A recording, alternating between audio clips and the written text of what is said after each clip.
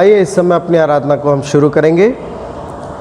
याह की स्तुति करो, ईश्वर के पवित्र स्थान में उसकी स्तुति करो, उसकी सामर्थ्य से भरे हुए आकाश मंडल में उसकी स्तुति करो, उसके पराक्रम के कामों के कारण उसकी स्तुति करो, उसकी अत्यंत बड़ाई के अनुसार उसकी स्तुति करो, नरसिंगा फूंकते हुए उसकी स्तुति करो, सारंगी और वीणा बजाते हुए उसकी स्तुति करो, डफ बजाते और नाचते हुए उसकी स्तुति करो, तार वाले बाजे और बांसुरी बजाते हुए उसकी स्तुति करो, ऊंचे शब्द वाली झांझ बजाते हुए उसकी स्तुति करो, आनंद के महाशब्द वाली झांझ बजाते हुए उसकी स्तुति करो। जितने प्राणी हैं सबके सब याह की स्तुति करें, याह की स्तुति करो। आइए इस समय हम अपनी आराधना एक छोटी सी प्रार्थना से शुरू करेंगे। सर्वशक्तिशाली, सामर्थ्य, दयालु, अनुग्रहकारी परमेश्वर पिता, स्तुति और धन्यवादों के साथ में प्रभु फिर से एक बार प्रभु हम आपके चरणों में आते हैं। इस बात के दिन प्रभु जी आपने हम सबों को मौका दिया कि आपके चरणों में फिर से एक बार बैठे और आपके नाम की महिमा और आराधना करें प्रभु जी। तो प्रभु जी इस समय आप हम सबों को छू लीजिए और हमारे कंठों को छू लीजिए प्रभु, कि हम पूरे हृदय से आत्मा और सच्चाई के साथ प्रभु आपके लिए आराधना करें, आपके लिए गीत गाए प्रभु, और आपके वचनों को सुने प्रभु जी। हम आपसे प्रार्थना करते हैं जो भी हमारे मुख से निकलता है, जो भी गीत हम गाते हैं, हर बात से प्रभु सिर्फ और सिर्फ आपके नाम की महिमा हो प्रभु। शुरू से लेके आप ही प्रभु जी अंतिम तक हम सबों को लेके चलिए और इस सभा को भी लेके चलाइए प्रभु। हम आपको धन्यवाद करते हैं पूरे हृदय से, और हमारी प्रार्थना सुनने के लिए भी हम आपको कोटि कोटि धन्यवाद करते हैं। सारा आदर, मान, महिमा, गौरव, सम्मान सब कुछ हम आपको देते हैं प्रभु। ये प्रार्थना प्रभु यीशु मसीह के नाम से मांगते हैं, सुनिए और कबूल करें, आमीन। आइए प्रियो, इस समय हम कुछ गीतों को गाएंगे और परमेश्वर की महिमा करेंगे।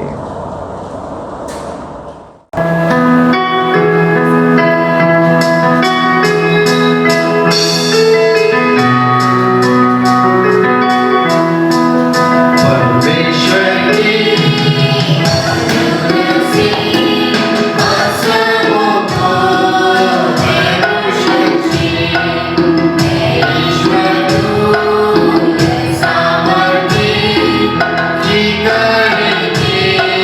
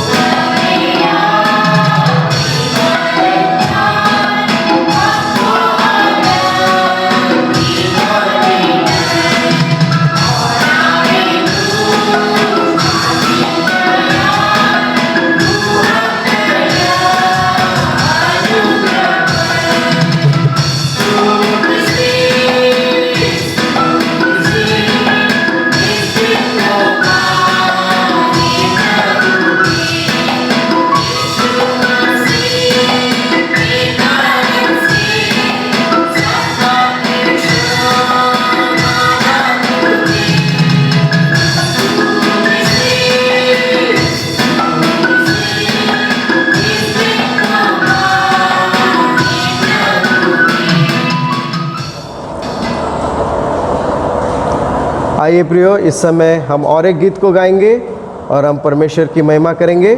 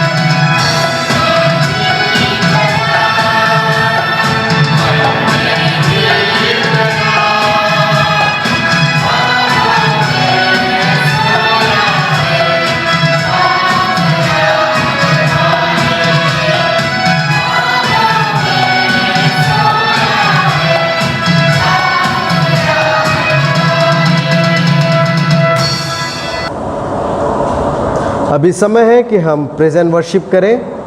क्यों ना हम अपने स्थानों पे ही खड़े हो जाएं और हम सब लोग मिलकर परमेश्वर की महिमा के लिए हम लोग उनके वर्शिप में जाएंगे। आइए इस समय अपनी आराधना को हम लोग करेंगे, प्रेजेंट वर्शिप में हो जाएंगे। उसके फाटकों में पुष्प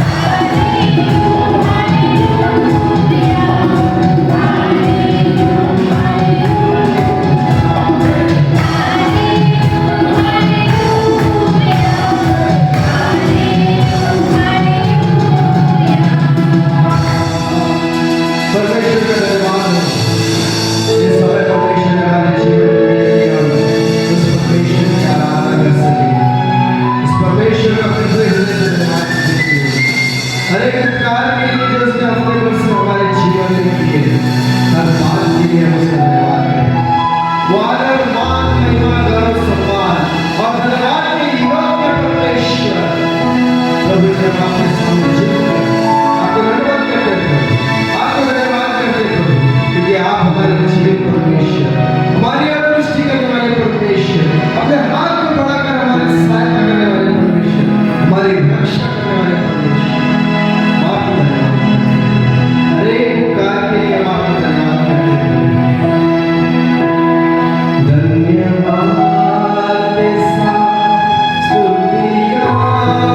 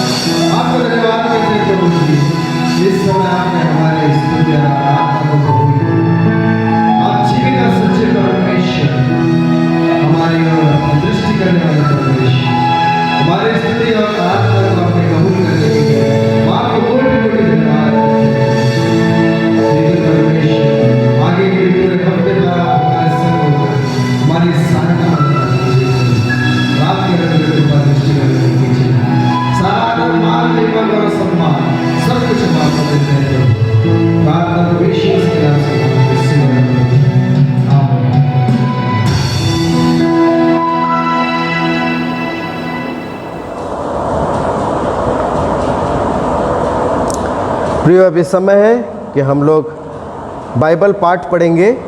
तो इस समय हम पहला पाठ पढ़ते हुए सुनेंगे।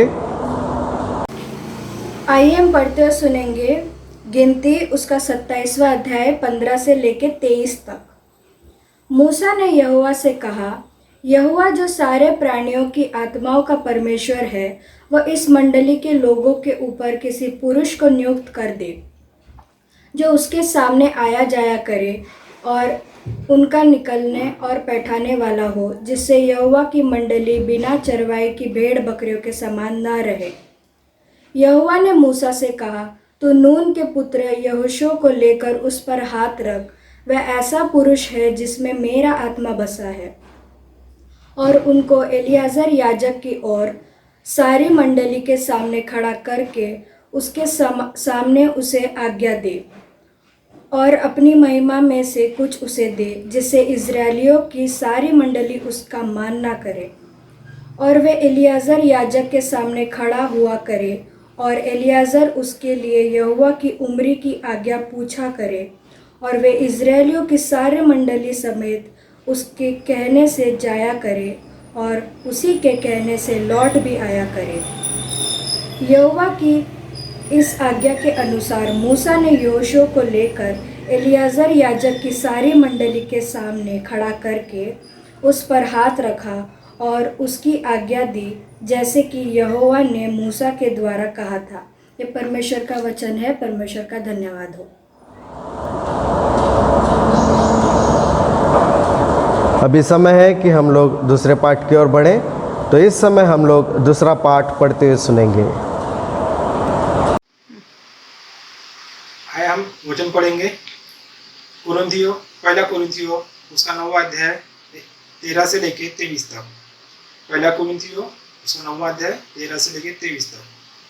क्या तुम नहीं जानते कि जो मंदिर में सेवा करते हैं वे मंदिर में से खाते हैं, और जो वेदी की सेवा करते हैं वे वेदी के साथ भागी होते हैं।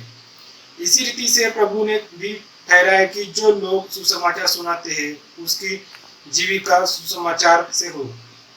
परंतु मैं इनमें से कोई भी बात काम में न लाया, और मैंने ये बातें इसलिए नहीं लिखी कि मेरे लिए ऐसा किया जाए, क्योंकि इससे जो मेरा मरना भी भला है कि कोई मेरे घमंड को व्यर्थ ठहराए। यदि मैं सुसमाचार सुनाऊं तो मेरे लिए कुछ घमंड की बातें नहीं, क्योंकि यह तो मेरे लिए अवश्य है। यदि मैं सुसमाचार न सुनाऊं तो मुझ पर हाय, क्योंकि यदि अपनी इच्छा से यह करता हो तो मजबूरी मुझे मिलती है, और यदि अपनी इच्छा से नहीं करता तो भी भंडारपिन मुझे सौंपा गया है। तो मेरी कौन सी मजबूरी है? यह कि सुसमाचार सुनने में मसीह का सुसमाचार सेतमेत कर दूं, यहाँ तक कि सुसमाचार में जो अधिकार है उसको भी मैं पूरी रीति से काम में न लाऊं, क्योंकि सबसे स्वतंत्र होने पर भी मैंने अपने आप को सब का दास बना दिया है कि अधिक लोगों को खींच लाऊं। मैं यहूदियों के लिए यहूदा बना कि यहूदियों को खींच लाऊं। जो लोग व्यवस्था के अधीन हैं, इसके लिए मैं व्यवस्था के अधीन न हो, पर भी व्यवस्था के अधीन बन कि उनमें से जो व्यवस्था के अधीन है खींच लाऊं। व्यवस्थाहीन के लिए मैं जो परमेश्वर की व्यवस्था से हीन नहीं परंतु मसीह की व्यवस्था के अधीन हो। व्यवस्थाहीन सा बना कि व्यवस्थाहीनों को खींच लाऊं। मैं निर्बलों के लिए निर्बल सा बना कि निर्बलों को खींच लाऊं। मैं सब मनुष्यों के लिए सब कुछ बना कि किसी रीति से कोई एक का उद्धार कराऊं। मैं यह सब कुछ सुसमाचार के लिए करता हूँ कि औरों के साथ उसका भागी हो जाऊं। यह प्रभु का वचन है। परमेश्वर का गौरव हो। प्रिय, समय है कि हम लोग उत्तरवादी पाठ को पढ़ें, तो इस समय हम सब लोग उत्तरवादी पाठ में भाग लेंगे। आइए हम उत्तरवादी पाठ पढ़ेंगे। लिखा है भजन संहिता उसका 99 अध्याय 1 से लेकर 9 तक के। पहला अध्याय मैं पढ़ूंगा, दूसरा अध्याय आप पढ़िए। हम इसी रीति से बारी बारी से पढ़ेंगे। यहोवा राजा हुआ है, देश देश के लोग काँप उठे। वो करूबों पर विराजमान है, पृथ्वी डोल उठे। यहोवा सिय्योन में महान है और वह देश देश के लोगों के ऊपर प्रधान है। वे तेरे महान और भयोग्य नाम का धन्यवाद करे, वह तो पवित्र है। राजा का सामर्थ न्याय से मेल रखती है। तू ही ने सच्चाई को स्थापित किया, न्याय और धर्म को याकूब में ही तू ही ने लागू किया है। हमारे परमेश्वर यहोवा को सराहो और उसके चरणों की चौकी के सामने दंडोत करो, वो पवित्र है। उसके याजकों में मूसा और हारून और उसके प्रार्थना करने वालों में से शामुएल यहोवा को पुकारते थे और वह उनकी सुन लेता था। वो बादल के खंभे में होकर उनसे बातें करता था और वे उसकी चितौनियाँ और उसकी दी हुई विधियों पर चलते थे। हे हमारे परमेश्वर यहोवा, तू उनकी सुन लेता था, तू उनके कामों का बदला तो लेता था, तो भी उनके लिए क्षमा करने वाला परमेश्वर था। आइए हम आखिरी वचन सभी जन मिलके पढ़ेंगे।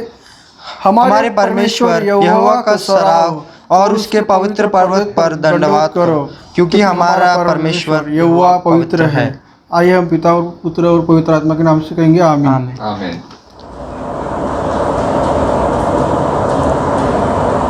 अब इस समय है कि हम लोग सुसमाचार सुने, तो इस समय हम लोग सुसमाचार को सुनेंगे। आए हम सुसमाचार को पढ़ेंगे जो कि लिखा हुआ है मत्ती रचित सुसमाचार, उसका 9वां अध्याय 35 से लेके 10वें अध्याय के 16 तक। यीशु सब नगरों और गांवों में फिरता रहा और उनके आराधनालयों में उपदेश करता और राज्य राज्य का सुसमाचार प्रचार करता और हर प्रकार की बीमारी और दुर्बलता को दूर करता रहा। जब उसने भीड़ को देखा तो उसको लोगों पर तरस आया, क्योंकि वे उन भेड़ों के समान जिनका कोई रखवाला न हो व्याकुल और भटके हुए से थे। तब उसने अपने चेलों से कहा, पके खेत तो बहुत है पर मजदूर थोड़े हैं, इसलिए खेत के स्वामी से विनती करो कि वह अपने खेत काटने के लिए मजदूर भेज दे। फिर उसने अपने 12 चेलों को पास बुलाकर उन्हें अशुद्ध आत्माओं पर अधिकार दिया कि उन्हें निकाले और सब प्रकार की बीमारियों और सब प्रकार की दुर्बलताओं को दूर करे। इन 12 प्रेरितों के नाम ये है, पहला शैमोन जो पतरस कहलाता है और उसका भाई अंद्रियास, जब्दी का पुत्र याकूब और उसका भाई यूहन्ना, फिलिपुस और बरतुल्मै, थोमा और महसूल लेने वाला मत्ती, हलफई का पुत्र याकूब और तद्दे, शैमोन कनानी और यहूदा इस्करियोती जिसने उसे पकड़वाया भी दिया। इन 12 को यीशु ने यह आज्ञा देकर भेजा, अन्य जातियों की ओर न जाना और सामरियों के किसी नगर में प्रवेश न करना, परंतु इज़राइल के घराने ही की खोई हुई भेड़ों को पास जाना और चलते चलते यह प्रचार करो, स्वर्ग का राज निकट आ गया है। बीमारों को चंगा करो, मरे हुओं को जिलाओ, कोढ़ियों को शुद्ध करो, दुष्टात्माओं को निकालो।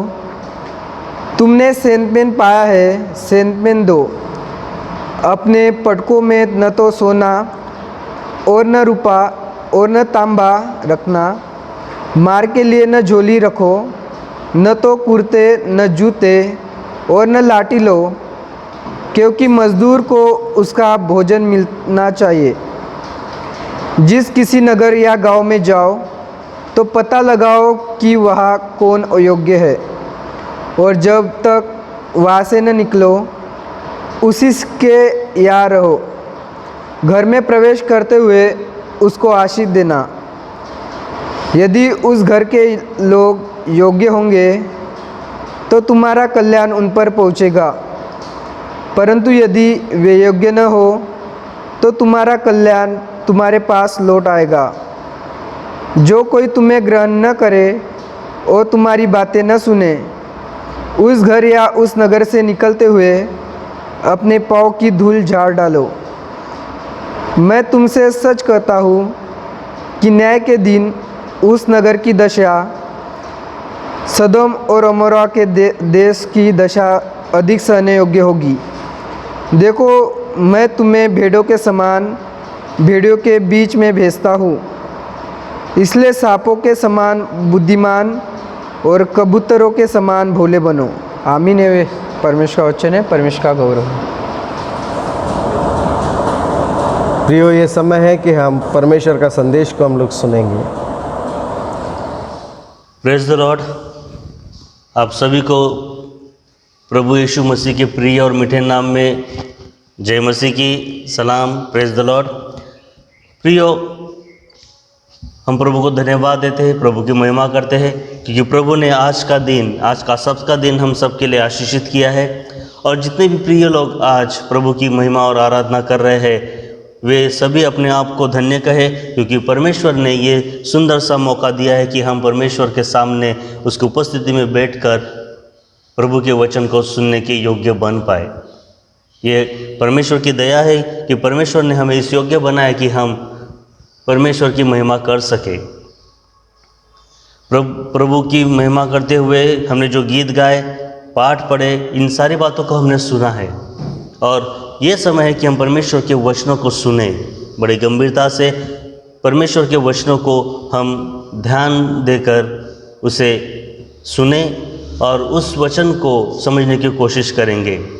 आज के जो हमने तीनों पाठ पढ़े हैं और साथ ही साथ जो रिस्पॉन्स रीडिंग का साम 99 पढ़ा है, इन्हीं सारी बातों को आज हम परमेश्वर के उपस्थिति में होकर सीखने की कोशिश करेंगे।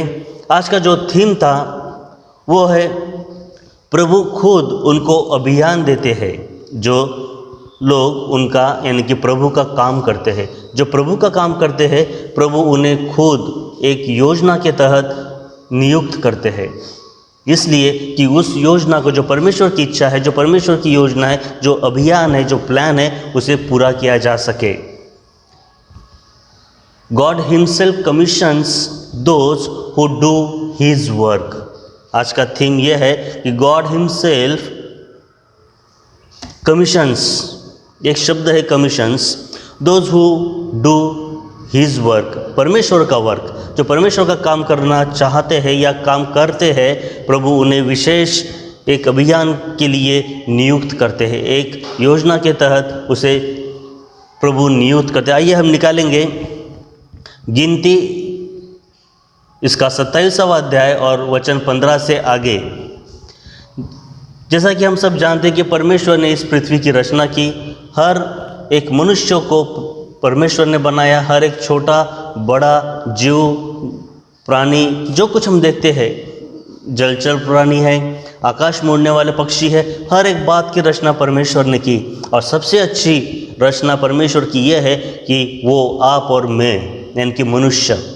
और मनुष्य को जब परमेश्वर ने बनाया तो उसे गिनती नहीं की, परमेश्वर ने आशीष दी थी कि वे बालू की तरह, यानी कि रेत की तरह, सैंड की तरह वो पूरी दुनिया में फैल जाए। और आज हम देखते हैं कि पृथ्वी में सिर्फ हमारे देश में ही 135 करोड़ से ज़्यादा है, तो पूरी पृथ्वी पे कितने होंगे। और ये परमेश्वर की दया है कि प्रभु हर एक को बढ़ाता है। गिनती 27 और 15 से आगे में लिखा है, यहाँ पर मूसा परमेश्वर के साथ बात कर रहे हैं। मूसा परमेश्वर से बात करते हैं। यहाँ पे हम पढ़ते हैं वचन 16 में, जो सारे प्राणियों की आत्माओं का परमेश्वर है, वह इस मंडली के लोगों के ऊपर किसी पुरुष को नियुक्त कर दे, जो उसके सामने आया जाया करे और उनका निकालना और बैठाने वाला हो, जैसे यहोवा की मंडली बिना चरवाहे की भेड़ बकरियों के समान न रहे। परमेश्वर के सामने मूसा ने विनती की कि ऐसे व्यक्तियों को नियुक्त करे, ऐसे व्यक्तियों को नियुक्त करे जो मंडली की, जो भेड़ों की, जो परमेश्वर के दास और सेवक है, उन लोगों की सुधि ले सके। यहाँ पर हम देखते हैं मूसा कहता है इजरायली मंडली के ऊपर किसी व्यक्ति को नियुक्त कर, यहाँ पर हम अपॉइंटमेंट देख रहे, नियुक्ति देख रहे, किसी व्यक्ति को चुनना ताकि वह जो नियुक्त व्यक्ति है वो क्या करे, परमेश्वर के सामने आया जाया करे, परमेश्वर की भक्ति किया करे और साथ ही साथ उन लोगों का मार्गदर्शन भी करे, ताकि जो मंडली है, जो प्रभु की मंडली है, मनुष्य की नहीं, परमेश्वर की जो मंडली है, प्रभु की जो मंडली है, और उसमें की जो भेड़ें हैं वे बिना चरवाह के भटक ना जाए। कहीं ऐसा ना हो कि उनका कोई चरवाह ही नहीं है। अगर कोई चरवाह नहीं होता तो मंडली भटक जाती है। चरवाहे के बिना भेड़ें बहुत सी अपने अपने मार्ग की ओर निकल जाती है, तितर बितर हो जाती है। प्रभु ने वहाँ पर, अगर हम आगे पढ़ते हैं, आप यहाँ से 27 वचन से लेकर अगर 15 से 27 तक आप पढ़ते तो 15 से 23 तक ये सारी बातें यहाँ पे दी हुई है। और वहाँ पर परमेश्वर ने जब नियुक्ति की तो मनुष्य को कुछ जिम्मेदारियाँ भी दी गई। सिर्फ ऐसा नहीं कि आज से तुम नियुक्त हो गए हो और कोई अधिकार नहीं, कोई तुम्हारे ऊपर जिम्मेदारी नहीं, जैसे तुम जी रहे थे वैसे जियो, नहीं, ऐसा नहीं। जब नियुक्ति होती है तो जिम्मेदारी भी दी जाती है, कुछ काम दिया जाता है। ऐसे मनुष्य जो प्रभु की आत्मा से भरे हैं, जो प्रभु की आत्मा से भरे हैं, ऐसे लोगों को वहाँ पे चुना गया। अगर हम इसमें से आगे अगर हम पढ़ते हैं तो यहाँ पे परमेश्वर ने जिन लोगों को चुना, नून के पुत्र यहोशू, इसे चुना गया। एलियाजर याजक के सामने वो खड़ा हुआ करता था। ये जो है, इन कुछ लोगों को चुना गया। मूसा ने उनके ऊपर हाथ रखा, उनके लिए दुआ की और परमेश्वर की जो जिम्मेदारी थी, परमेश्वर की ओर से जो जिम्मेदारी मिली थी, वो जिम्मेदारी उनको सौंप दी गई। दूसरे शब्द में जो हमारा थीम है कमीशंस, उन्हें कमीशन्ड किया गया, उन्हें नियुक्त किया गया ताकि वो परमेश्वर की जिम्मेदारी को बड़े अच्छी रीति से निभा पाए। जब परमेश्वर प्रभु की आत्मा से कुछ लोगों को भरते हैं, वे उन्हें चुनते हैं और साथ ही साथ कुछ जिम्मेदारी भी देते हैं। वे उत्तराधिकारी के रूप में नियुक्त किए जाते हैं। जवाबदेही उनकी होती है अगर कोई भेड़ कहीं भटक जाए, और प्रभु नहीं चाहते कि कोई भेड़, मंडली की भेड़ भटक जाए या उनसे दूर हो जाए। और जो जिम्मेदारी उनको दी थी, उनका काम ये था कि वे समस्त विश्वासी जो मंडली है, इज़राइल की जो मंडली है, परमेश्वर की आज्ञा का पालन करना उन्हें सिखाए, न्याय विधि के द्वारा परमेश्वर की इच्छा को पूछा करें और उस इच्छा को पूरी भी करने के लिए वे लोग नियुक्त किए गए थे। ये उनकी जिम्मेदारी थी। यहाँ पर एक विशेष ध्यान देने वाली बात यह है कि मूसा ने प्रभु से विनती की, प्रभु से कहा, प्रभु की मंडली ऐसे भेड़ों के समान न हो जिनका कोई चरवाह नहीं होता, जिनका कोई चरवाह नहीं है, ऐसी मंडली प्रभु ना रखे। ये मूसा की विनती थी। नए नियम में अगर हम जाते हैं तो यही बात को हम फिर से पाते हैं। ये पुराने नियम की जो बात है, जो भेड़ों को तितर बितर नहीं होने देना चाहती, ये जो बात थी, बगैर कोई चरवाहे भेड़ कैसे संभाली जाए, और इसलिए नियुक्ति की गई। नए नियम में हम देखते हैं मत्ती इसका 9वां अध्याय और वचन 38 में प्रभु यीशु मसीह कहते हैं, इसलिए खेत के स्वामी से विनती करो कि वह अपने खेत काटने के लिए मजदूर भेज दे। नए नियम में हम पढ़ रहे हैं कि प्रभु अपने पिता से विनती कर रहे हैं कि स्वामी से विनती करो, यहोवा परमेश्वर से विनती करो कि वह अपने खेत काटने के लिए मजदूर भेज दे। तो ये मजदूर कौन है? आज हमारे भारत में कई हजारों ऐसे मजदूर हैं जो परमेश्वर की कार्य को, परमेश्वर के खेत में इस कार्य को कटने का काम कर रहे हैं। लेकिन और भी मज़दूरों की ज़रूरत है, वो हम आगे देखेंगे। प्रभु ने क्यों ऐसा कहा, इस विषय में आप ज़रा सोचिए। यीशु मसीह को क्या ज़रूरत आ पड़ी कि उन्होंने कहा कि विनती करो कि वह अपने खेत काटने के लिए मज़दूरों को भेजे? क्यों कहा होगा? प्रभु यीशु मसीह की सेवा कार्य को हम जानते हैं। अगर हम मत्ती इसका 9 और 35 से आगे अगर हम पढ़ते हैं तो यीशु मसीह ने किस तरह की सेवा की, संक्षिप्त में वहाँ पर हम देखेंगे। वचन 35 में लिखा है, यीशु सब नगरों और गांवों में फिरता रहा और उनके आराधनालयों में उपदेश करता और राज्य का सुसमाचार प्रचार करता और हर प्रकार की बीमारी और दुर्बलता को दूर करता रहा। यीशु मसीह ने हर एक व्यक्ति को सहायता की, जो बीमार है उन्हें चंगाई दी, लोगों को वो उपदेश दिया करता था, परमेश्वर के राज्य के बारे में सिखाया करता था, उद्धार का मार्ग यीशु मसीह उन्हें दिया करता था। जो परमेश्वर से दूर थे, जो गलत कामों में थे, उन्हें वे सारी बातों को सिखाया करते थे ताकि वे बचाए जा सके। आराधनालयों में, यानी कि आज जिसे हम कहते हैं चर्च, कलीसिया में जाकर वो उपदेश दिया करता था। और सबसे महत्वपूर्ण काम यह है कि वो स्वर्गीय राज्य यानी कि पिता के राज्य का सुसमाचार प्रचार करता था। वचन 36 में लिखा है, जब उसने भीड़ को देखा तो उसको लोगों पर तरस आया। यीशु मसीह तरस से भर गए, क्योंकि वे उन भेड़ों के समान जिनका कोई रखवाला न हो व्याकुल और भटके हुए से थे। देखिए, यही बात मूसा कहता है कि प्रभु की मंडली ऐसे भेड़ों के समान न हो जिनका कोई चरवाहा नहीं होता।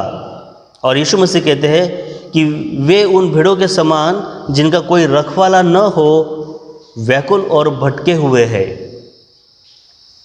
पुराने नियम से नए नियम तक की ये जो दूरी है, यहाँ पर बात एक ही है, भेड़ है, परंतु उन्हें चलाने वाला जो चरवाहा है, उन लोगों की कमी हम यहाँ पर देखते हैं। और यीशु मसीह इसीलिए तरस से भर गए और उन्होंने कहा, भेड़ों के समान जिनका कोई रखवाला न हो, उस तरह के ये लोग हो चुके हैं। मनमानी वे कर रहे हैं, वे जैसा चाहते वैसा जी रहे हैं, जो करना चाहते हैं वो कर रहे हैं। जो न्याय व्यवस्था उन्हें दी गई थी, उस न्याय व्यवस्था को वे भूल चुके हैं। जो मैं करूँ सो कायदा, इस तरह का उनका फंडा उन्होंने बना लिया था। और प्रभु यीशु मसीह इसलिए कहते हैं कि वे भटके हुए से थे। और इसलिए प्रभु आगे कहते हैं कि खेत काटने के लिए मजदूर भेज दे। ये ज़रूरत है कि लोग भटके हुए हैं, अपनी खुद की बनाए हुए मार्गों पर वे चल रहे हैं, परमेश्वर के विरुद्ध वे अपना जीवन बिता रहे हैं। और इसलिए प्रभु यीशु मसीह तरस से भर गए, व्याकुल हो गए और उन्होंने कहा कि मजदूरों को भेज। और यही काम आज आपको और मुझे भी सौंपा गया है। अगर इस विषय पर हम विचार करें, अगर पुराने नियम से नए नियम तक हम देखते हैं कि समय समय पर पिता परमेश्वर ने कुछ लोगों को नियुक्त किया गया था। कुछ लोगों को नियुक्त किया गया था कि वे इस पृथ्वी पर आए और अपना अपना काम जो परमेश्वर ने दिया गया था, उसमें से कुछ भविष्यवक्ताएं थे, कुछ परमेश्वर के सेवक थे, कुछ दास थे जो परमेश्वर के वचनों को सुनते थे, परमेश्वर की भविष्यवाणियों को वे सुनते थे, प्राप्त करते थे और लोगों को बताया करते थे। पुराने नियम में भविष्यवक्ताओं की कोई कमी नहीं है और हर एक के जीवन में हम अच्छी तरह से जानते हैं। दानियल, यशायाह, इर्मिया, एजरा, ये काफ़ी ऐसे परमेश्वर के जो मनुष्य है, उन्होंने इस पृथ्वी पर एक अच्छा जीवन व्यतीत किया। परमेश्वर ने उन्हें नियुक्त किया, परमेश्वर ने उन्हें काम सौंपा और उस जिम्मेदारी को उन्होंने बड़ी अच्छी रीति से पूरा भी किया। यहाँ पर हम देखते हैं मनुष्य जिम्मेदारी को ले लेता है, जब वो उस जिम्मेदारी को पूरा करने की कोशिश करता रहता है, छोटी छोटी बातों के वजह से वो कभी कभी उन जिम्मेदारियों से भटक जाता है। जिस मार्ग पर वो चल रहा होता है उस मार्ग से वो भटक जाता है। और यही मनुष्य की फितरत है, यही मनुष्य का स्वभाव है। मनुष्य अपने ही इच्छा से चलता रहा और उन भेड़ों के समान जिनका कोई रखवाला न हो भटक गया। अगर मनुष्य गलती ना करता, अगर मनुष्य भटक नहीं जाता, अगर सही मार्ग पर परमेश्वर के वचन के द्वारा चलते रहता, तो यीशु मसीह को बलिदान देने की ज़रूरत नहीं पड़ती, लहू बहाने की ज़रूरत नहीं पड़ती। परंतु मनुष्य पाप में गिरा, भटक गया और परमेश्वर के विरुद्ध हो गया, परमेश्वर का शत्रु वो बन गया। और इसीलिए यीशु मसीह को यहाँ पर आना पड़ा। ये भी परमेश्वर की एक योजना के तहत हुआ, एक अभियान। सही शब्द जो है अगर हिंदी में देखें तो अभियान, उस अभियान के तहत यीशु मसीह को इस पृथ्वी पर आना पड़ा। क्यों? क्योंकि भेड़ों के समान मनुष्य भटक चुके थे, जिनका कोई रखवाला नहीं था, जिनका कोई चरवाहा नहीं था। और ऐसे मंडली को फिर से इकट्ठा करने के लिए परमेश्वर ने योजना बनाई, अभियान बनाया। प्रभु की मंडली ऐसे भेड़ों के समान न हो जिनका कोई चरवाहा नहीं होता, और इसीलिए नियुक्तियां की गई है। अगर आपको लगता है कि आप परमेश्वर के इस कार्य के लिए नियुक्त किए गए हो, तो सुसमाचार के अभियान के लिए सत्य के साथ, जो मैंने कहा सत्य के साथ अपनी अपनी भेड़ों की चरवाही करो। फिर मैं आपके सामने ये बात को रखता हूँ, आपको लगता है कि आप नियुक्त किए गए हो, तो सुसमाचार के अभियान के लिए पूरे सत्यता के साथ अपनी अपनी भेड़ों की चरवाही करो। ये बात आप शायद समझ चुके होंगे कि मैं किस के बारे में कह रहा हूँ। आप इन बातों को समझने की कोशिश करें। वो कहते हैं ना, समझदारों को इशारा काफ़ी होता है। फिर भी मैं ये कहना चाहता हूँ कि जो आज बड़े बड़े पासबान हैं, हम जिसे पास्टर्स कहते हैं, रेवरेंड्स है, इवेंजलिस्ट है, सुसमाचार प्रचार करने वाले सेवक है,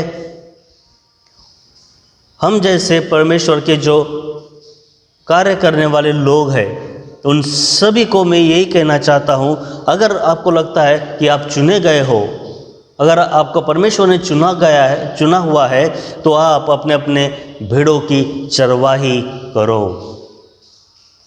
चरवाही करो बगैर स्वार्थ के, चरवाही करो परमेश्वर की महिमा के लिए, चरवाही करो कि परमेश्वर उनके जीवन में कार्य करे। चरवाही इसलिए नहीं करनी है कि मुझे अपना पेट पालना है, चरवाही इसलिए नहीं करनी है कि मेरा परिवार का पालन पोषण किया जाए, चरवाही इसलिए नहीं करनी है कि मुझे अपनी कॉलर टाइट करनी है, चरवाही इसलिए नहीं करनी है कि ये मेरे पास कोई और दूसरा कार्य नहीं है। ये सबसे आसान काम है, लोगों के बीच में जाना, बातें करना, दुआ प्रार्थना करना और अपने जेबों को गर्म करना। ये चरवाही नहीं है प्रियो।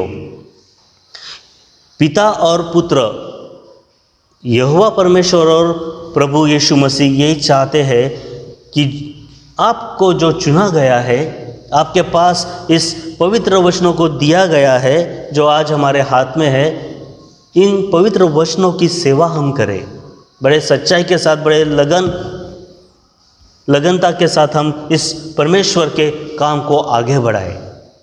कि ऐसा ना हो कि जब न्याय का दिन आए, आप बड़े पास्टर हैं, आप बड़े इवेंजलिस्ट हैं, आप बहुत नेशनल इंटरनेशनल एक बड़ा फ्रेम है, और उस समय न्याय के दिन आप नरक में डाल दिए जाए। ये बहुत दुखित बात है। इसलिए आज हमें बड़े गंभीरता के साथ सोचना है कि मैं किस तरह की चरवाही कर रहा हूँ। परमेश्वर ने हमें जो कार्य दिया है उस कार्य को हमें आगे बढ़ाना है प्रियो। एक कमीशन जो शब्द है इसके बारे में या फिर नियुक्ति के बारे में एक एग्जाम्पल मैं आपको देता हूँ। भारत में सेना है, 3 प्रकार की सेना है ना, जिसे हम आर्मी कहते हैं, नेवी और एयरफोर्स में, नेवी और एयरफोर्स में कुछ बड़े बड़े जंगी जहाज़ होते हैं, एयरक्राफ्ट्स होते हैं। अगर हम जानते हैं तो भारत के नौसेना के बेड़े में बड़े बड़े जंगी जहाज़ हैं जिनको कहा जाता है, जिनके नाम होते हैं INS Vikramaditya, INS Virat. Aircraft में ऐसे कई बड़े बड़े जो एयरक्राफ्ट्स है जो युद्ध के लिए इस्तेमाल किए जाते हैं, और जो ये बड़े जो जंगी जहाज़ होते हैं वे समुद्र में तैनात किए जाते हैं। समुद्र में वहाँ जहाँ भारत की सीमाएं हैं, और अपने देश की सीमाओं का रक्षण वो करते हैं। लेकिन कब? जब उन्हें कमीशन्ड किया जाता है, जब उन्हें तैनात किया जाता है, जब उनकी नियुक्ति की जाती है। एक बड़ा जहाज़ तैयार किया जाता है, सारी फैसिलिटीज़ को पूरा किया जाता है, उसे चेक किया जाता है, हर एक शस्त्र अस्त्र से उसे परिपूर्ण किया जाता है, और उस जहाज़ को या उस सबमरीन को समुद्र में कमीशन किया जाता है, उसे सौंप दिया जाता है ताकि वो अपने देश की रक्षा कर सके। और इस अभियान को वे सालों तक पूरा करते हैं। वहाँ पर जो ऑफिसर्स होते हैं उन्हें भी कमीशन किया जाता है। आर्मी में जो कमीशन्स ऑफिसर्स होते हैं उन्हें पहले ट्रेन किया जाता है, उन्हें शिक्षा दी जाती है ताकि वो हर एक विकट परिस्थिति में अपने आप को सर्वाइव कर सके, अपने देश की रक्षा कर सके, और उसके बाद उन्हें देश के लिए सौंप दिया जाता है। जब उन्हें सौंप दिया जाता है उन्हें जिम्मेदारी दी जाती है, और उस जिम्मेदारी को वे बड़ी अच्छी रीति से पूरी भी करते हैं। और इसलिए आपने देखा होगा जितने आर्मी ऑफिसर्स हैं सबकी मूछें ऐसे ऊपर होती है, जिनकी होती है, और बड़े गर्व के साथ अपने सीने को तानते हुए, गर्दन को ऊंची रखते हुए वे हमेशा चलते हैं, किसके सामने वो नहीं झुकते। आपको भी परमेश्वर के द्वारा कमीशन किया गया है, परमेश्वर के द्वारा आपको जिम्मेदारी दी गई है ताकि आप बड़े गर्व के साथ सीना तानते हुए परमेश्वर के कार्य को आगे ले जा सके। किसी के सामने गर्दन नहीं झुकनी चाहिए सिवाय परमेश्वर के। अगर हम अपना समर्पण करें तो परमेश्वर के सामने, अगर हम किसी और के सामने समर्पण करते हैं, अगर हम कॉम्प्रोमाइज़ कर लेते हैं तो ये सुसमाचार का अभियान हम पूरा नहीं कर सकेंगे। जितने भी परमेश्वर के सेवक हैं या जो अपने आप को सेवक समझते हैं वे हमेशा बड़े गर्व के साथ परमेश्वर की सेवा करें, परमेश्वर के इन वचनों का, सुसमाचार का प्रचार और प्रसार करें। खेत तैयार है, काटने की ज़रूरत है, और उसे काटने के लिए मज़दूरों की आज बहुत ज़रूरत है।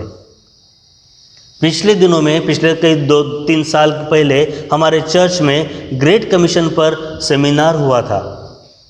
आप लोग सब उसमें सहभागी भी हुए थे और आपको अच्छी तरह से याद भी होगा, जहाँ पर पास्टर डेनियल राज आए थे, और उन्होंने उन 2 दिनों में हमें सिखाया था, हमें बताया था कि किस प्रकार परमेश्वर के वचन को सुनाने की आज ज़रूरत है।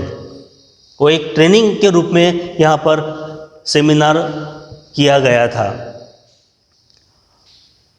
पक्के खेत तो बहुत है पर मजदूर थोड़े हैं। मजदूरों को कैसे बढ़ाया जाए, इन बातों को हमने सीखा था। और बड़े आनंद की बात ये है, ये ठीक कहना चाहिए अगर मैं गलत नहीं हूँ, कुछ लोगों ने बहुत उत्साह के साथ काम शुरू किया, काम आरंभ किया, उस जिम्मेदारी को अपनाया और उस अभियान में शामिल हो गए। मैं उन लोगों को पूछूंगा तो नहीं, परंतु याद दिलाने की कोशिश करता हूँ कि क्या आज भी उसी उत्साह के साथ वे काम कर रहे हैं, या आगे की लाइन आप जोड़ लीजिएगा। बहुत ज़रूरी है कि जो काम हमने शुरू किया है परमेश्वर के प्रचार और प्रसार का, उसके राज्य का प्रचार करने का, उसके सुसमाचार को फैलाने का, वो काम कभी रुकना नहीं चाहिए। अगर वो काम कहीं रुक जाता है तो हमें अपने आप को चेक करने की ज़रूरत है। हम अपने आप को री एग्जामिन करें कि मैं कहाँ गलत हो गया हूँ या मैं कहाँ फेल हो रहा हूँ। क्या मैं परमेश्वर के मार्ग से भटक तो नहीं गया? क्या मैं उस भेड़ के समान तो नहीं जिसका कोई चरवाह नहीं है। पिता, पुत्र, पवित्र आत्मा, ये हमारे चरवाह है। और चर्च में पास्टर्स हमारे चरवाह नियुक्त किए गए हैं ताकि हम उनके चरवाही में चलते रहे। परमेश्वर ने हर एक पास्टर्स को यहाँ पर जिम्मेदारी दी रखी है, परंतु दुख की बात यह है कि कुछ पास्टर्स इन बातों को पूरा नहीं कर पा रहे हैं। परमेश्वर के वचन के अनुसार वे नहीं चलते। पिछले 2-3 दिन की पहले की बात है, एक व्यक्ति ने मुझसे कहा,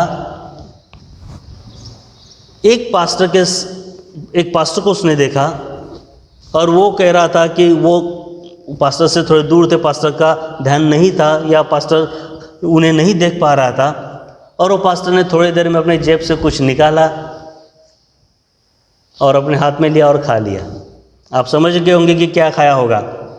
जैसे हम खर्रा कहते हैं या गुटखा कहते हैं ना, कुछ पास्टर्स दारू पीते हैं और एक मसीह के नाम को धब्बा लगाते हैं। वे लोग जो कमीशन किए गए, वे लोग जो नियुक्त किए गए हैं, वे इसलिए नहीं नियुक्त किए गए कि मंडली आपको देखे और आपके पीछे चले। आपको इसलिए नियुक्त किया गया है। कुछ पास्टर्स ऐसे हैं जिनके द्वारा मंडली पीछे भी जा रही है, वचनों से भटक रहे हैं। कमीशन इसलिए किया गया है कि आप परमेश्वर के कार्य को आगे बढ़ाएं, बड़े विश्वास के साथ, सत्यता के साथ आप अपना कार्य को पूरा करें। पौलुस ने अपना काम जिस तरह पूरा किया, अगर हम पौलुस की पत्रियों में पढ़ते हैं तो पौलुस ने बगैर किसी स्वार्थ के, बगैर कोई मेहनताना लिए अपने कार्य को पूरा किया।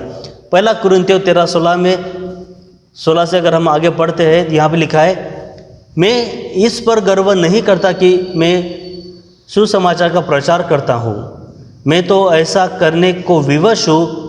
धिक्कार मुझे यदि मैं सुसमाचार का प्रचार न करूँ। वो कहता है कि अगर मैं सुसमाचार का प्रचार नहीं करूँ तो मुझ पर धिक्कार, हाय मुझ पर कि मैं ये काम नहीं कर पाया। यदि मैं अपनी इच्छा से यह करता तो मुझे पुरस्कार का अधिकार होता, किंतु मैं अपनी इच्छा से यह नहीं करता। मुझे जो कार्य सौंपा गया है मैं उसे पूरा करता हूँ। प्रभु की ओर से जो कार्य हमें सौंपा गया है उसे हम पूरा करें तो हम उस अधिकार को प्राप्त करेंगे, उस पुरस्कार को प्राप्त करेंगे जो हमारे लिए स्वर्ग में रखा गया है। हम अपनी इच्छा से नहीं परंतु पिता और पुत्र की इच्छा से कार्य को आगे बढ़ाएं। पवित्र आत्मा हमारे साथ होता है जो हमें मार्गदर्शन करता है कि हम उस कार्य को करें जो जिस काम के लिए और जो काम हमें दिया गया है उसे बड़े जिम्मेदारी के साथ हमें पूरा करने की आज ज़रूरत है। जैसे प्रभु यीशु मसीह ने बताया है, देखो मैं तुम्हें भेड़ियों के बीच में भेजता हूँ। मैं तुम्हें भेड़ों के समान भेड़ियों के बीच में भेजता हूँ, इसलिए सांपों के समान बुद्धिमान और कबूतरों के समान भोले बनो। मत्ती इसका 10 और 16 में ये बात कही गई है, लेकिन आप 1 से लेकर 15 तक इन वचनों को आप ज़रूर पढ़ें। यहाँ पर प्रभु ये कहते हैं कि आप सांप के समान बुद्धिमान और कबूतर के समान भोले रहे। जहाँ ज़रूरत है चतुराई की, चतुराई दिखाए, जहाँ ज़रूरत है भोलेपन की, भोलेपन दिखाए। इन दोनों को साथ लेकर चले ताकि हम जो भेड़ है भेड़ियों के बीच में जाकर कार्य कर सके। भेड़िए वो होते जो फाड़ खाते हैं, भेड़िए वो होते जो हमें नुकसान पहुंचाते हैं, और शैतान ऐसे भेड़ियों को पूरी तरह से इस संसार में, इस पृथ्वी पर काफ़ी मात्रा में बनाए रखा है। लेकिन उन भेड़ियों के बीच में जाके हमें भेड़ों का कार्य करना है।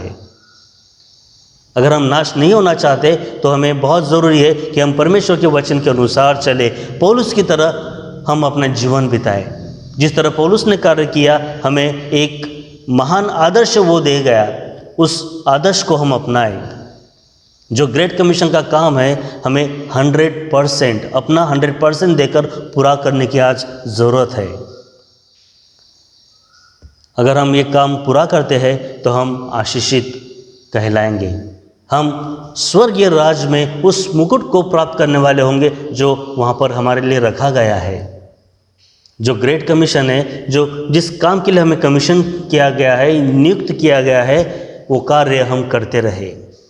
हर एक मनुष्य के लिए प्रभु का व्यवहार एक सा होता है, या दूसरे शब्द में अगर कहे तो परमेश्वर निष्कपट नहीं है।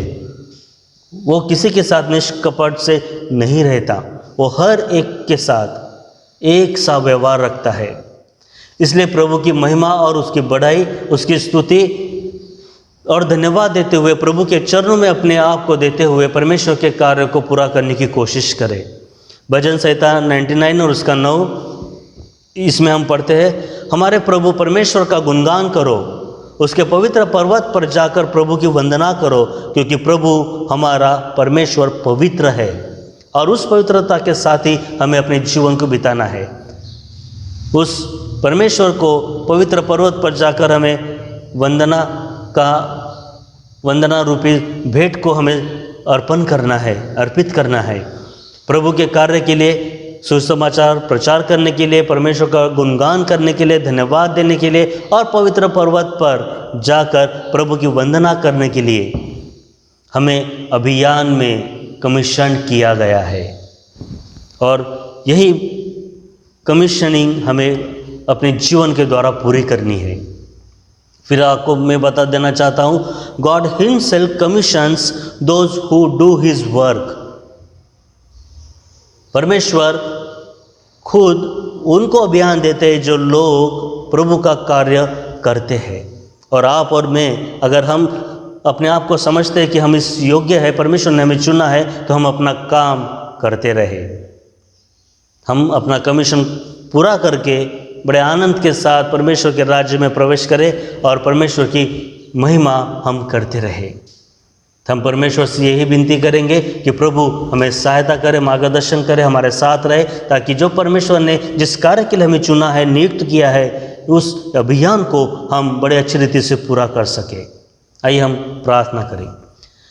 सामर्थी जीवित अनुग्रहकारी पिता, धन्यवाद देते प्रभु आपके इस मीठे वचनों के लिए। प्रभु धन्यवाद देते प्रभु, आपने शुरुआत से लेकर इस समय तक के प्रभु अपने हर एक सेवकों को, अपने दासों को, पास्टर्स को, इवेंजलिस्ट को प्रभु चुन रखा है, ताकि वे अपने अपने भेड़ों की चरवाई कर सके, ताकि प्रभु वे भेड़ भटक ना जाए।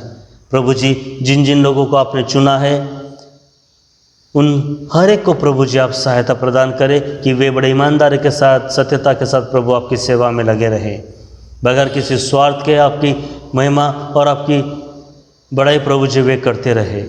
प्रभु आपने हमें यह मौका दिया कि हम सब मिलकर प्रभु आपकी सेवा कर सके।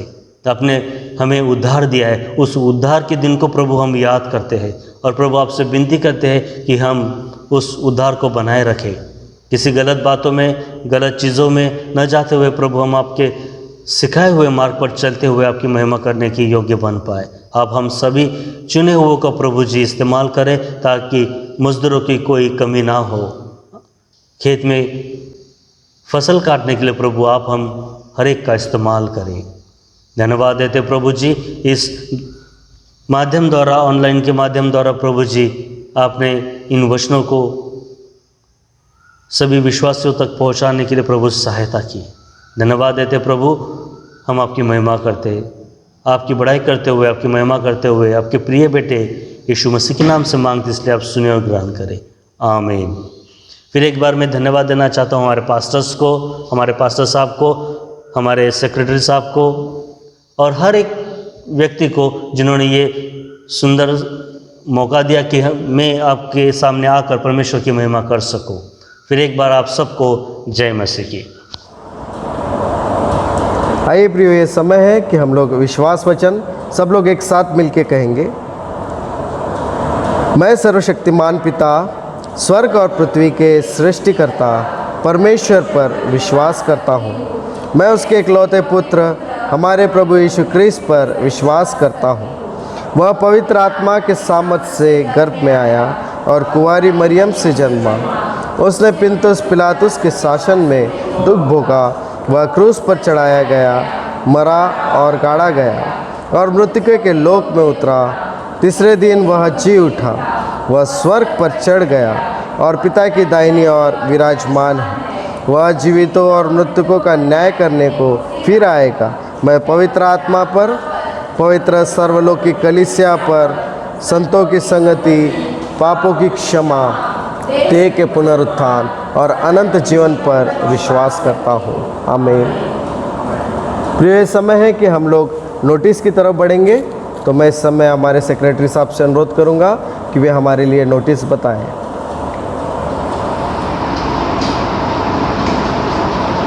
Praise the Lord. समय है अनाउंसमेंट्स का।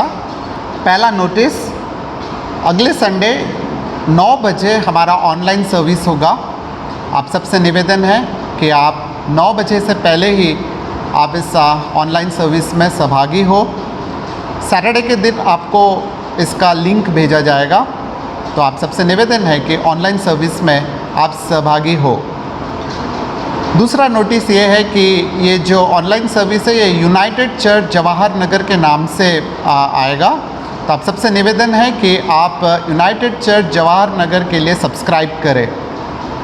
तीसरा नोटिस ये है कि सारे पार्टिसिपेंट्स और जितने भी मेंबर्स हैं उन सब के लिए मैं धन्यवाद करता हूँ कि आप लोग जिस तरह से कोऑपरेट कर रहे हैं। आगे भी जब आपसे कहा जाएगा तो आप प्लीज़ हमें कोऑपरेट करें और इस ऑनलाइन सर्विस में सहभागी हो।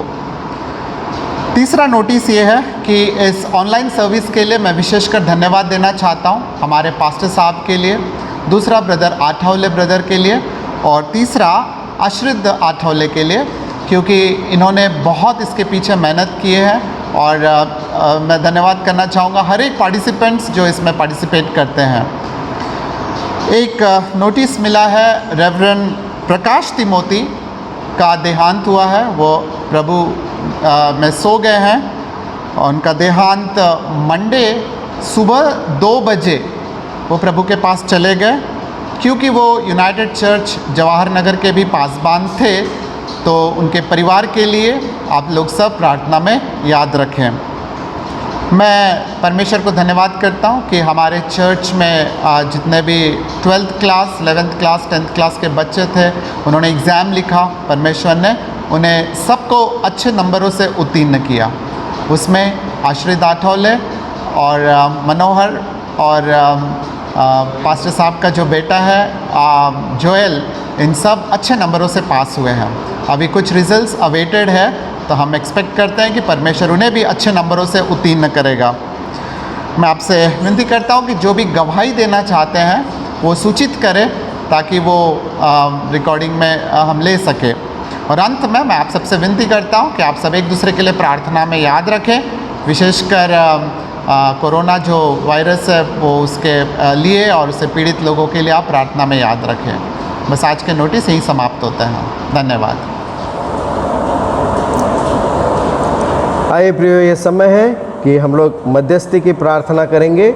मध्यस्थी की प्रार्थना में हमारे चर्च के लिए, हमारे हर एक परिवारों के लिए इस समय प्रार्थना की जाती है, जो भी हमारे बीमार भाई बहनें हैं और जो भी प्रभु हमारे इस चर्च के द्वारा जो भी प्रोग्राम्स चलाए जाते हैं, जो भी कार्यक्रम होते हैं, उन सारे चीज़ों के लिए, हमारे आस पड़ोसियों के लिए और प्रियो हर एक बातों के लिए हम लोग इस समय प्रार्थना करते हैं। और ये समय है कि मैं आपसे भी कहना चाहता हूँ कि जिसे भी किसी चीज़ की ज़रूरत हो तो कृपया करके हमारे चर्च में, हमारे एल्डर्स में बताया जाए कि हम लोग इस प्रार्थना में उन्हें याद रख सकें। आइए हम सब मिलकर मध्यस्थी प्रार्थना करेंगे।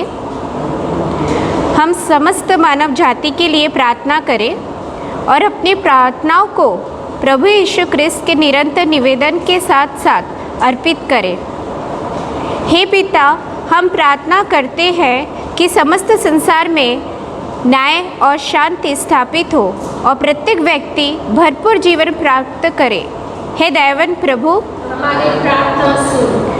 उन सब लोगों के लिए जो इस गांव नगर में रहते हैं, उन सब बातों को दूर करने के लिए जिनसे आपसी फूट और झगड़े होते हैं और हमारे देश में सच्ची एकता की बढ़ती के लिए, हे दयावान प्रभु, हमारी प्रार्थना सुन। उन सब लोगों के लिए जो कृषि, उद्योग अथवा व्यापार में लगे हुए हैं, सब मजदूरों और कारीगरों के लिए और उन सब के लिए जो अपनी सेवा से हमारी आवश्यकताओं की पूर्ति करते हैं। हे दयावान प्रभु, हमारी प्रार्थना सुन। अध्यापकों और छात्रों, वैज्ञानिकों, लेखकों और कलाकारों और उन सब व्यक्तियों के लिए जो अन्य लोगों के विचारों और भावनाओं को प्रभावित करते हैं। हे दयावान प्रभु, हमारी प्रार्थना सुन। उन सब लोगों के लिए जो दुखी है, बेरोजगार है, भूखे प्यासे है, दरिद्र और दलित है, बीमार और मरनासन है, और उन सब व्यक्तियों के लिए जो ऐसे लोगों की सेवा और सहायता करते हैं। हे दयावान प्रभु, हमारी प्रार्थना सुन। हमारे तथा अन्य देशों के सब शासकों के लिए, विशेषकर हमारे राष्ट्रपति, प्रधानमंत्री, इस राज्य के राज्यपाल, इस क्षेत्र के उपराज्यपाल और मुख्यमंत्री, और उनके लिए भी जो लोगों पर किसी प्रकार का अधिकार रखते हैं। हे दयावान प्रभु, हमारी प्रार्थना सुन।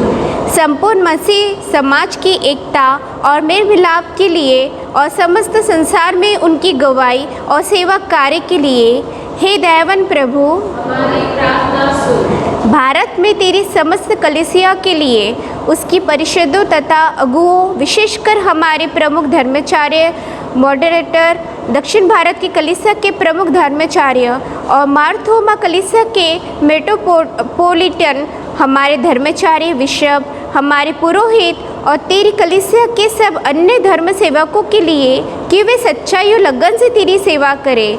हे दयावान प्रभु, हमारी प्रार्थना सुन। ये वर दे कि तेरे उन सब भक्तों के साथ जिन्होंने अपने जीवन में तेरी निष्ठापूर्वक सेवा की है, हम भी तेरे राज्य के नित्य आनंद में सहभागी हो सके। हे दयावान प्रभु, हमारी प्रार्थना सुन। आए हम सब मिलके बोले, हे स्वर्गीय पिता, अपने राज्य को शीघ्र प्रकट कर और हमारी इन प्रार्थनाओं को सुन। हम तेरे पुत्र, अपने प्रभु और उद्धारकर्ता यीशु क्रिस्त के नाम से ये मांगते हैं। आमीन। स्पेशल गीत को सुनेंगे और उसके साथ हम अपने भेंटों को प्रभु को अर्पण करेंगे।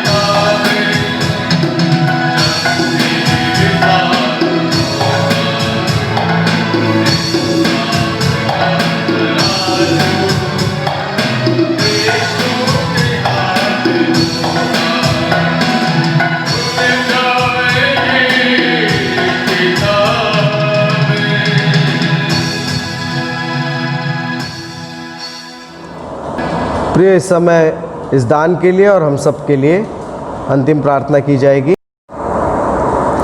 आइए अपन प्रार्थना करते हैं। धन्यवाद देते पिता, प्रभु तेरी स्तुति करते हैं, तेरे महिमा करते हैं, तेरे जय जयकार करते हैं पिता। इन समय विशेष करके हम सब आनंदित पिता, ताकि पिछले हफ्ता से प्रभु हमारे इस कलीसिया के माध्यम से हम सब प्रभु ऑनलाइन सर्विस करते हुए तेरे चरण में अपने आप को रख सक रहे हैं पिता, इसलिए धन्यवाद देते हैं। इन सब विशेष करके प्रभु हमारी इस कलीसिया की हर एक परिवार को हम तेरे हाथों में समर्पण करते हैं पिता। जितने लोग प्रभु अपने घरों में बैठ करके प्रभु इस ऑनलाइन सर्विस को देखते हैं पिता, वो प्रभु जब वो लोग देख रहे हैं पिता, उनके जीवन में, उनके घर में, उनके परिवार में और एक आशीष को तो उंडेल दीजिए पिता। जहीं कहीं भी प्रभु वे बैठ करके प्रभु तेरे शब्दों को सुनते हैं, तेरे महिमा करने के लिए प्रभु एकत्रित होते हैं बेटा, उसी घर में प्रभु तेरे उपस्थित होने दीजिए, जिसके कारण प्रभु वे आनंदित होकर के उन सारे अनुग्रह को, आशीष को प्राप्त करके तेरे आशीष के अनुसार अपना जीवन को व्यतीत करने के लिए तो उनसे सहायता कर। साथ ही साथ प्रार्थना करते हैं बेटा, हमारे चर्च के हर एक परिवार में प्रभु तेरे उपस्थिति होने दीजिए, हर एक लोगों के बीच में प्रभु तेरी उपस्थिति होकर के प्रभु तुम सबों को अगुवाई कर। इन दिनों में विशेष करके इन कोरोना की बीमारी प्रभु चारों तरफ फैल रहा है बेटा, हमारे कलीसिया के किसी भी परिवार में प्रभु प्रवेश करने ना दीजिए, और वो आ भी जाता है तो बेटा तू उसे जला की भस्म कर दीजिए, ताकि तेरा अनुग्रह, तेरा आशीष, तेरे समय जैसे आज हम सबों के साथ में रहा है बेटा, और एक परिवार के साथ में सदा सर्वदा होने दे। इसलिए तेरी स्तुति करते हुए, तेरे महिमा करते हुए, तेरे जय जयकार करते हुए इन समय विशेष करके हमारी इस कलीसिया के हर एक परिवार को तेरे हाथों में समर्पण करते। साथ ही साथ आज की आराधना में तेरे उपस्थिति रहा है पिता, इसलिए धन्यवाद देते हैं। हमारी इस कलीसिया की यूथ आज विशेष करके प्रभु इस आराधना को अगुवाई करे है बेटा, इसलिए तेरे महिमा करते हैं, तेरी स्तुति करते हैं। उसी प्रकार आने वाले संडे में भी प्रभु हम जो भी करना चाहते हैं बेटा, उन सारे कार्यों में तेरे उपस्थिति होने दीजिए, और हम बढ़ चढ़ करके प्रभु हमारी इस कलीसिया के सारे लोग मिल करके इसी प्रकार के इस ऑनलाइन सर्विस में आगे बढ़ने के लिए तू हमें सहायता कर, ताकि तेरे कृपा, तेरे अनुग्रह, तेरे आशीष हम सबों के साथ में सदा सर्वदा होने दे। इसलिए तेरी स्तुति करते हुए, तेरे महिमा करते हुए, तेरे जय जयकार करते हुए, पिता पुत्र पवित्र आत्मा के नाम से आशीषित करते हुए हम सबों को, हमारी इस कलीसिया के हर एक परिवार को और हर जन को तेरे चरणों में रख के इस प्रार्थना हमारी उद्धार करता यीशु मसीह के नाम से मांगते हैं, सुन और ग्रहण कर, आमीन। आइए प्रिय, इस समय हम लोग एक गवाही को सुनेंगे। सबको जय मसीह की, प्रेज द लॉर्ड। जैसे कि आप सबको पता है कि इस समय सब जो मेरे चर्च के लोग हैं, सब हम घर में बैठे हैं और हम लॉकडाउन के वक्त इस ऑनलाइन सर्विस को चला रहे हैं।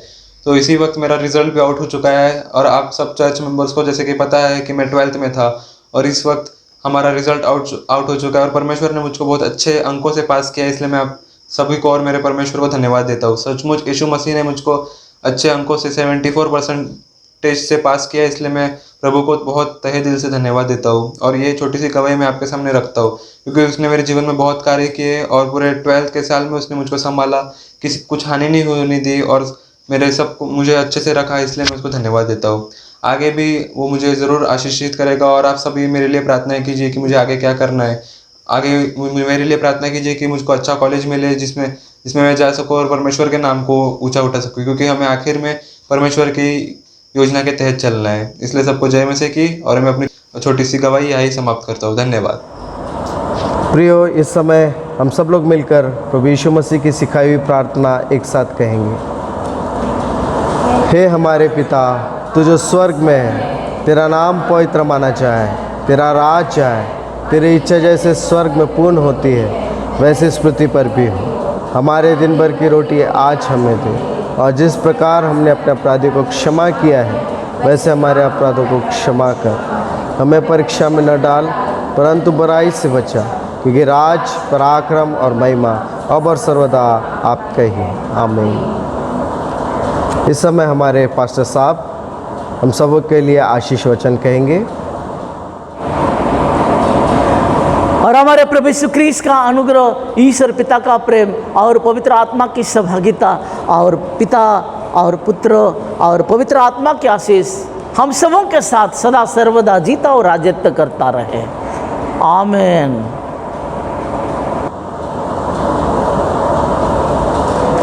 आइए प्रियो, इस समय हम सब लोग अंतिम गीत को मिलकर एक साथ गाएंगे, मुझ में यीशु की शोभा। इस गीत को हम सब लोग मिलकर एक साथ गाएंगे। यीशु की शोभा दिखाए,